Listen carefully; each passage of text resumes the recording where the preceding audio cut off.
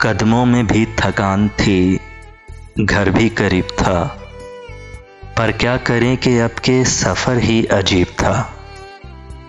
निकले अगर तो चांद दरीचे में रुक भी जाए, इस शहरे बेचराग में किसका नसीब था। आंधी ने उन रुतों को भी बेकार कर दिया, जिनका कभी हमासा परिंदा नसीब था। कुछ अपने आप से ही उसे कश्मकश न थी, मुझ में भी कोई शख्स उसी का रकीब था।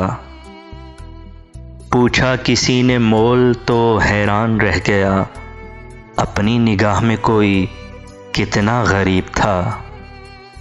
मक्तल से आने वाली हवा को भी कब मिला ऐसा कोई दरीचा के जो बेसलीब था। पर क्या करें कि अब के सफ़र ही अजीब था। कदमों में भी थकान थी, घर भी करीब था।